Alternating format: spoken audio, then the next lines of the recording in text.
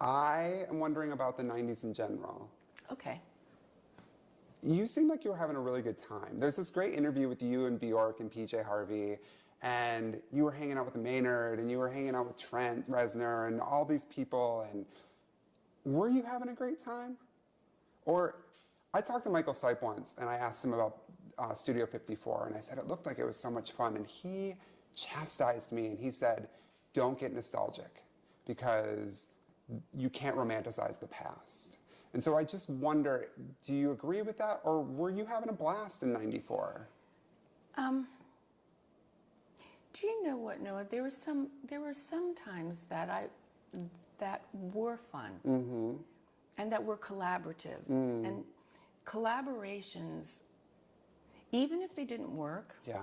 Because I worked with Michael on something, but we had fun. Yeah. And I can get nostalgic because it's our story. Right. Yes. But I did have fun with some of it. At the same time, what wasn't fun is when you're trying to have collaborations and relationships, but there aren't a lot of opportunities. So when you've got 65 places on radio, alternative radio, and 2 are for women, when you say, I don't want to compete, because how can you compete with another woman who's being herself? If Polly's being Polly, and Bjork's being Bjork, and Tori's being Tori, then Tori can't be Polly, and should really not try. Right, yeah. You know? Yeah. And neither should try to be Bjork. Right. Because she is who she is. Yeah. But when there's only 2 slots, and it's your record who's not being added, not just not being added, but you're the one that is kind of, I don't know, you feel, oh my God, they're coming for me. It's very tough to be gracious. Yes. It's tough. Yeah. And that is the challenge. Because the reality is that there aren't as many opportunities for women as there are for the guys. So you want to be happy for your brothers. Right. You want to go, you're so talented. You deserve these opportunities. Yeah. But sometimes you go, but damn, it just rains pennies for heaven for you boys. Right. And we really have to, you know.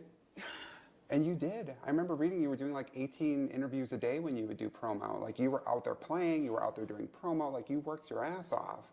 And you've been doing this since you were 18. I was reading interviews with you in the Washington Post when you were 18. And you were talking about how, you know, you were playing 5 nights a week at a bar. You're sending out demos. Like you were literally teenage hustling from the beginning. And you had to do it, I think you're right, because there were less opportunities for you.